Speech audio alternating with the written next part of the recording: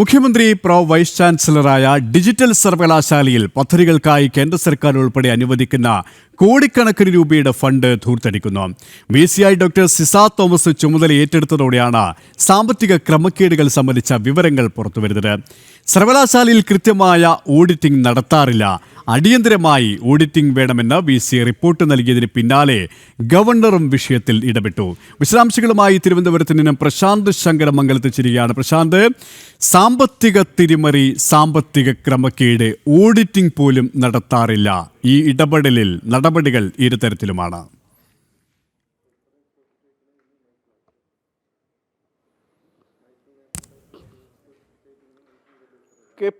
മുഖ്യമന്ത്രി pro vice ചാൻസലറായ digital യൂണിവേഴ്സിറ്റിയിലാണ് ക്രമക്കേടുകളുടെ പെരുമഴ തുറന്നു വരുന്നത്.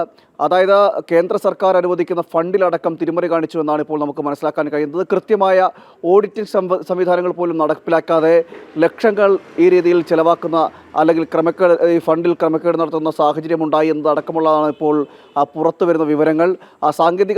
ഡിജിറ്റൽ സർവകലാശാലയുമായി ബന്ധപ്പെട്ടാണ് ഈ വിവരങ്ങളെല്ലാം ഉണ്ടാകുന്നത്. പല പരിപാടികൾക്കായി ഉദ്യോഗസ്ഥർ തന്നെ എഴുതി വാങ്ങുന്നത് ലക്ഷങ്ങളാണെന്ന് അടക്കമുള്ള കാര്യങ്ങളും പറയുന്നുണ്ട്. ചില ഹോട്ടലുകളിൽ നടത്തുന്ന ചായ സൽക്കാരവുമായി ബന്ധപ്പെട്ട പരിപാടികൾക്കും ബിരിയാണികൾ, ചായ ഇങ്ങനെയുള്ള ഇവകൾ നൽകിയെന്നടക്കമുള്ളവയുടെ ലിസ്റ്റ് അടക്കം അതിൻ്റെ ബില്ലുകൾ കൂടി അറ്റാച്ച് ചെയ്തുകൊണ്ടാണ് ഈ ഫണ്ടുകൾ തിരിമറി നടത്തുന്നത്. അങ്ങനെ പല മേഖലകളിൽ ഇതുമായി ബന്ധപ്പെട്ട തിരിമറികൾ നടത്തുന്നുവെന്നാണ് ഇപ്പോൾ നമുക്ക് മനസ്സിലാക്കാൻ കഴിയുന്നത്. അത് ഡോക്ടർ സിസ തോമസ് VCI വന്നതിന് ശേഷമാണ് ഇത്തരത്തിലുള്ള കാര്യങ്ങളെല്ലാം, ഈ തിരിമറി നടക്കുന്നത് ഇതെല്ലാം പുറത്ത് വരുന്ന ഒരു സാഹചര്യം ഉണ്ടാകുന്നു. ഇതിനെതിരെ സ്വകാര്യ സംഘടനകൾ അടക്കം ഇതുമായി ബന്ധപ്പെട്ട് ഗവർണർക്ക് പരാതി നൽകുന്ന നിലയിലെല്ലാം എത്തി. ഈ സാമ്പത്തിക ക്രമക്കേടിൻ്റെ ഭാഗമായിട്ട് വലിയ രീതിയിൽ ഫണ്ട് തിരിമറി നടക്കുന്നു എന്നാണ് നമുക്ക് മനസ്സിലാക്കാൻ കഴിയുന്നത്.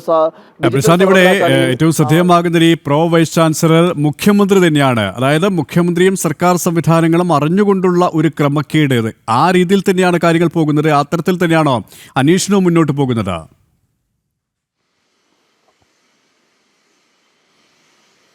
ഈ ഉദ്യോഗസ്ഥ തലത്തിലാണ് ഈ ക്രമക്കേട് നടക്കുന്നതെന്നാണ് നമുക്ക് പ്രാഥമികമായി മനസ്സിലാക്കാൻ കഴിയുന്നത്. അതിൽ കൂടുതൽ വിവരങ്ങളിലേക്ക് എത്തേണ്ടിയിരിക്കുന്നു. നിലവിൽ ഉദ്യോഗസ്ഥ തലത്തിലുള്ള ക്രമക്കേടുകളാണ് ഈ ഫണ്ട് അടിച്ചുമാറ്റുന്നതുമായി ബന്ധപ്പെട്ടുണ്ടാകുന്നതെന്നാണ് നമുക്ക് മനസ്സിലാക്കാൻ കഴിയുന്നത്.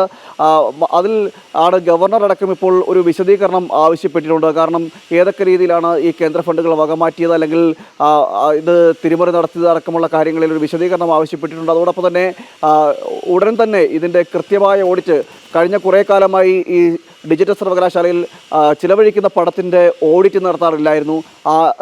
അങ്ങനെ ഒരു സാഹചര്യത്തിലൂടെയാണ് കടന്നുപോയത്. എന്തായാലും അതിനുശേഷം കൃത്യമായ രീതിയിലുള്ള ഓഡിറ്റ് സംവിധാനം വേണം. കഴിഞ്ഞ ഇക്കാലം അത്രയും ചെലവുകൾ നടത്തിയതിൻ്റെ അടക്കമുള്ള വിവരങ്ങൾ ആവശ്യമാണെന്ന് ഗവർണറും ആവശ്യപ്പെട്ടു എന്നാണ് നമുക്ക് മനസ്സിലാക്കാൻ കഴിയുന്നത്. വലിയ രീതിയിലുള്ളൊരു അഴിമതിയാണ് ഈ ഡിജിറ്റൽ സർവകലാശാലയുമായി ബന്ധപ്പെട്ട് നടക്കുന്നതെന്നാണ് നമുക്ക് മനസ്സിലാക്കാൻ കഴിയുന്നത്. കുറേ കാലമായി ഈ തുടരുന്നൊരു സാഹചര്യമായിരുന്നു. പല രീതിയിലുള്ള ചിലവുകൾ പെരുപ്പിച്ച് കാണിച്ചുകൊണ്ട്, അല്ലെങ്കിൽ നടക്കാത്ത പദ്ധതികൾ, പ്രോഗ്രാമുകളുടെ എല്ലാം ചിലവുകൾ എഴുതി കാണിച്ച് ഫണ്ട് ബില്ല് മാറിയെടുക്കുന്ന ഒരു സാഹചര്യം ഉണ്ടായിരുന്നു എന്നടക്കമുള്ള കാര്യങ്ങളും പുറത്തു വരുന്നുണ്ട്. ഡോക്ടർ സിസ തോമസ് ഈ VCI വന്നതിന് ശേഷം ഇത്തരം കാര്യങ്ങൾക്ക് അനുമതി നൽകില്ല. മാത്രമല്ല കൃത്യമായ വിവരങ്ങൾ ഫണ്ട് സ്വീകരിക്കുന്നതിനും അതോടൊപ്പം തന്നെ ഈ വരവ് ചിലവ് കണക്കുകളടക്കം എഴുതി തുക കൈപ്പറ്റുന്നതിലടക്കം കൃത്യമായ മാർഗ്ഗരേഖകൾ വേണമെന്നൊരു ആവശ്യം അവർ മുന്നോട്ട് വയ്ക്കുകയൊക്കെ ചെയ്യുകയും ചെയ്തിരുന്നു. ഇതിന് പിന്നാലെ നടത്തിയൊരു അന്വേഷണവും നടത്തിയതോടുകൂടിയാണ് ഇത്തരത്തിൽ കോടികളുടെ തുക ഈ ഫണ്ട്, കേന്ദ്ര ഫണ്ട് അടക്കം ഇങ്ങനെ കൈമാറിയെടുക്കുന്ന അല്ലെങ്കിൽ വകമാറ്റിയെടുക്കുന്ന ഒരു സാഹചര്യം ഉണ്ടായി എന്നടക്കമുള്ള വിവരങ്ങൾ പുറത്തു വരികയും ചെയ്യുന്നു. എന്തായാലും ഇതുമായി ബന്ധപ്പെട്ട് കൃത്യമായ ഓഡിറ്റിംഗ് സംവിധാനം വേണം. ഈ കഴിഞ്ഞ കാലം നടത്തിയ തിരിമറികൾ എത്രത്തോളം രൂപ ഇതുമായി ബന്ധപ്പെട്ട് ഇങ്ങനെ ചിലവഴിച്ചു എന്നടക്കമുള്ള കാര്യങ്ങളിൽ കൃത്യമായ ഓഡിറ്റ് നടത്താൻ ഇപ്പോൾ ഗവർണറുടെ ഭാഗത്തുനിന്നും ഒരു തീരുമാനം ഉണ്ടായിരിക്കുന്നു എന്ന് വേണം നമുക്ക് മനസ്സിലാക്കിയിരിക്കുന്നത്.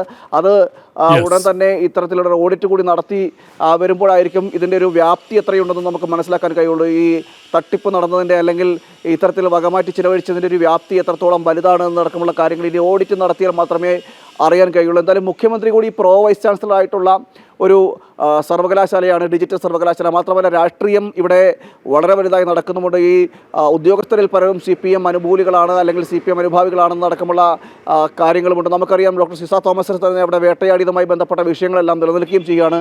എന്തായാലും ഡിജിറ്റൽ സർവകലാശാലയുമായി ബന്ധപ്പെട്ട അത്ര സുഖകരമായിട്ടുള്ള വാർത്തകളല്ല പുറത്തു വരുന്നത്. സാമ്പത്തിക തട്ടിപ്പ്, സാമ്പത്തിക തിരിമറിയുമായി ബന്ധപ്പെട്ട കേന്ദ്ര ഫണ്ടടക്കം ഇത്തരത്തിൽ വകമാറ്റി ചിലവഴിക്കുക അല്ലെങ്കിൽ എഴുതിയെടുക്കുന്ന ഒരു സാഹചര്യം ഉണ്ടായി എന്നടക്കമുള്ള വിവരങ്ങളാണ് ഇപ്പോൾ ഡിജിറ്റൽ സർവകലാശാലയുമായി പുറത്തു വരുന്നത്. KP ക്രമക്കേടിലേതായാലും അന്വേഷണം. പ്രശാന്ത് ശങ്കരമംഗലത്താണ് വിശദാംശങ്ങൾ നൽകിയത്.